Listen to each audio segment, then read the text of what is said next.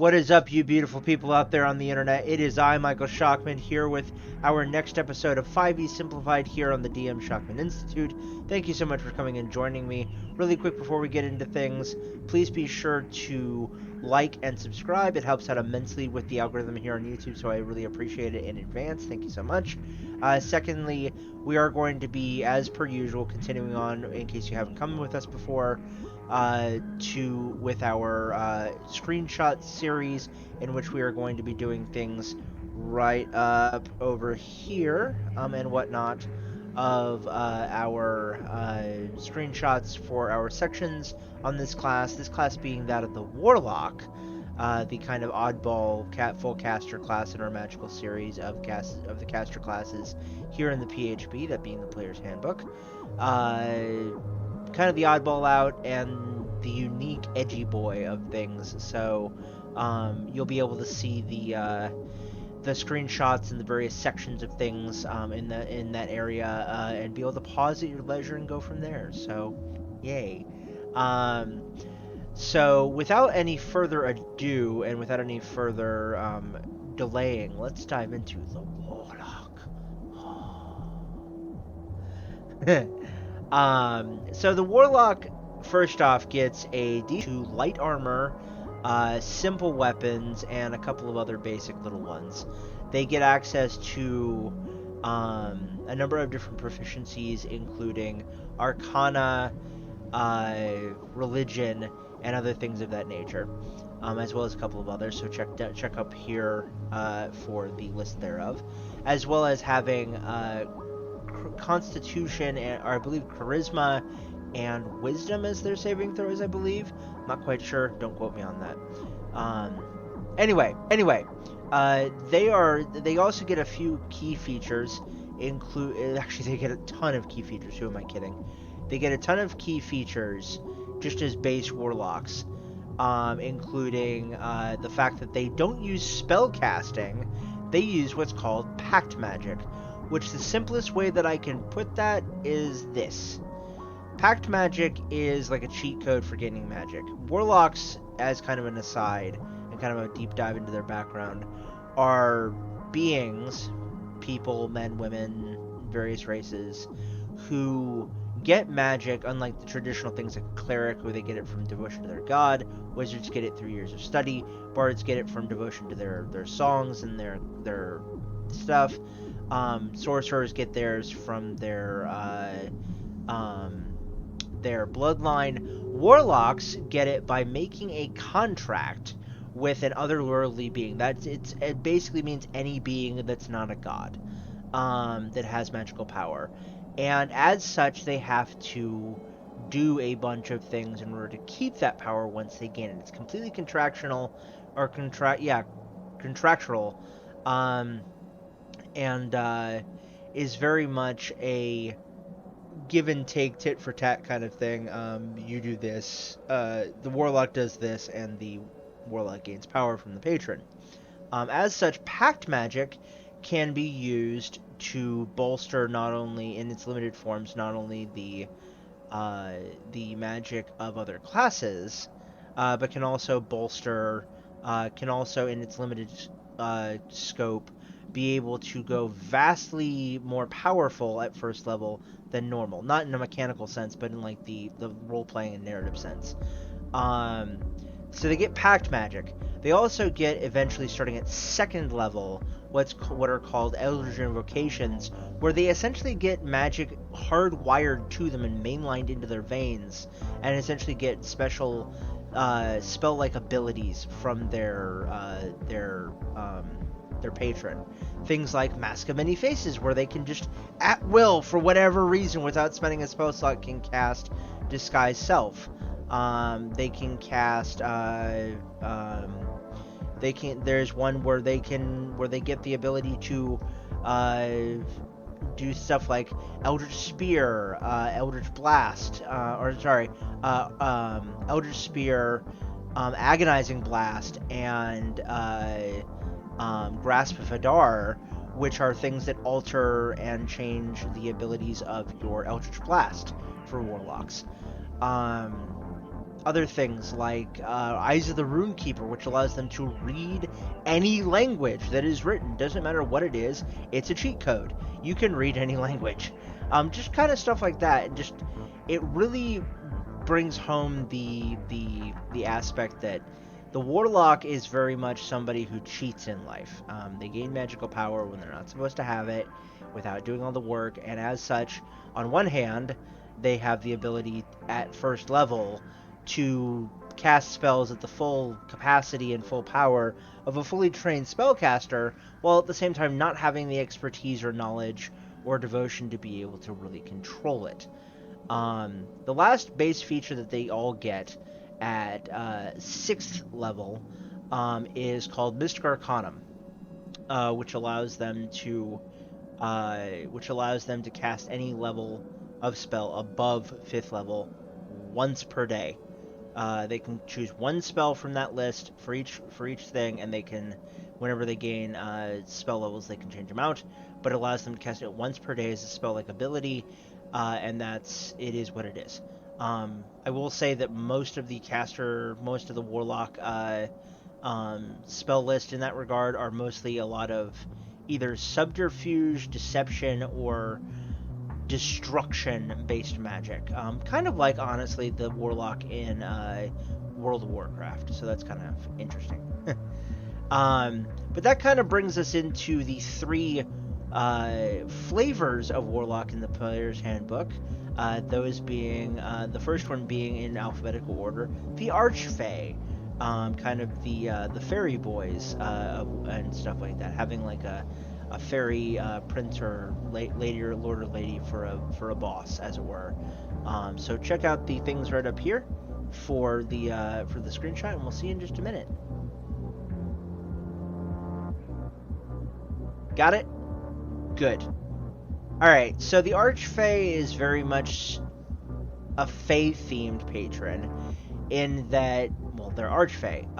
A way that you could come about an Archfey is if you get into the Feywild somehow and you happen to just randomly attend a party of the Fey, and you somehow get seduced by one, or you seduce one, and they happen to like you, and instead of killing you, or eating you, they decide, hey, let me be your sugar daddy / sugar mama, and let me get you some power, but you have to occasionally do things for me, to kind of keep me happy. So definitely play that if you kind of want to have more of a playful kind of way of doing things. More of a not so much self-serving, but just like a kind of for lack of a better term, kinky kind of way of doing things. In that the Fae, lords and ladies of the Fae, are generally pretty mischievous in that regard. Which then kind of leads us into the two forms of the next form of the patrons in the Player's Handbook, that being in alphabetical order the Fiend, the pact of the devils and demons and all that kind of stuff. So check those out right up here, and we'll see you guys in just a minute. See you in a bit. Got it? Good. Okay, so the Fiend is, if the Archfey was like the kinky side of things in terms of like a relationship with somebody, the Fiend is very much the one-sided kind of self-destructive kind of relationship. And honestly, that's what I have to say. The Warlock subclasses are very much like boyfriend / girlfriend relationships that are just some form of interesting. But anyway, the Fiend is very much like a very abusive, very corrupting kind of thing, kind of a relationship, and kind of a symbiotic thing, where you are essentially the pawn or worker of either a devil or a demon. Usually a devil, because they're usually the ones who do contracts, but not so much demons, but that can happen occasionally. They do things like hurl through hell, where you can, at the highest level, you can literally throw someone through the depths of hell doing a little bit of damage, and everything.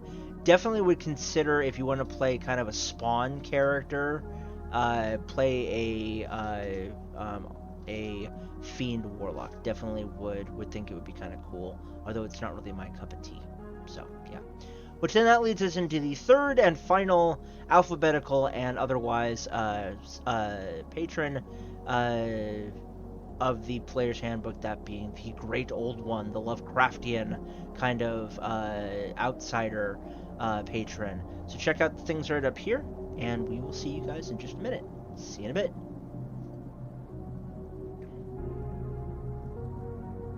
Got it? Good. Okay, so the Great Old One is just that. It's the Great Old One. It's the Lovecraftian type of thing. It focuses a lot on subterfuge and on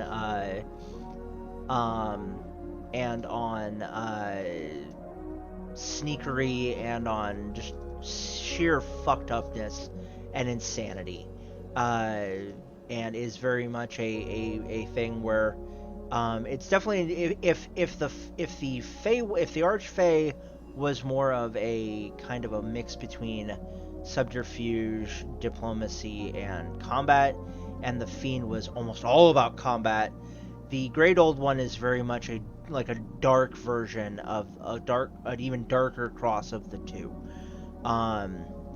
And play that if you kind of want to play like a Sutter Kane kind of a character from like in the Mouths of Madness, or something like that. Definitely would recommend it. It can be very interesting just to keep your sanity close. That about covers it for the subclasses and the patron relationships. That which then brings us into the summary, and the summary is this, and I said it before and I'll say it again. The Warlock is, like, because it's contractual, it's very much like it's very much like entering into a kind of like it's a contract with a boss, but ultimately it's also more in roleplay aspects, because of the patron, the relationship between the Warlock and the patron, and in the meta, the DM having to play the patron in order to have the Warlock keep their power. Very much, to put it politely, makes the Warlock the most dependent on the interplay between the DM and the player. And it can lead to some seriously hilarious and fucked up role-playing moments. Like, seriously. But also, just to put it plainly, the best way to think about, at least with the PHP, the best way to think about the different patrons is kind of like, do you have a feisty ex-girlfriend / boyfriend? Do you have an angry ex-boyfriend / girlfriend? Or do you have a crazy ex-boyfriend / girlfriend, or otherwise therein? And that's really kind of an interesting way to think about it, and it's the kind of way that I like to think about it. Just me, and it's just the way I do things. In terms of the complexity of the Warlock as a class, I would definitely, because it has spellcasting, but not. It has Eldritch Invocations, which are complex. It's got all the base stuff, and then it's got all the base features. So, honestly, I would say that the Warlock is actually probably one of the most complex classes even to this day, probably being at minimum a high advanced, if not a mid to high expert level, when it comes down to it, especially after you get into some of the supplements that came out afterwards. It's fun to play if you can handle the game mechanics and you can handle spellcasting. It's a lot of fun to play as long as you trust your DM. But anyway, guys, thank you so much for joining me in today's episode. I really appreciate it. Be sure to follow the links down in the description. You know what they do, you know where they go, you know what to do. I'm Michael Shockman. I've been your host and commentator. Just so you guys are aware, as you'll see up here in this video, we have the new border and everything like that. That's because my camera apparently had an update where now I can no longer control the zoom function on my camera, so I'm having to use OBS to be able to record, Hopefully it's better in this case than it was before. I don't know. We will see. Hopefully you guys will leave comments down below. Please do, and tell me what you think of it. I would really appreciate it. But as I said before, guys, I'm Michael Shockman. I've been your host and commentator. And remember, as always, keep it real, keep it safe, keep it healthy. And we'll see you guys again soon in the Institute. Bye, guys.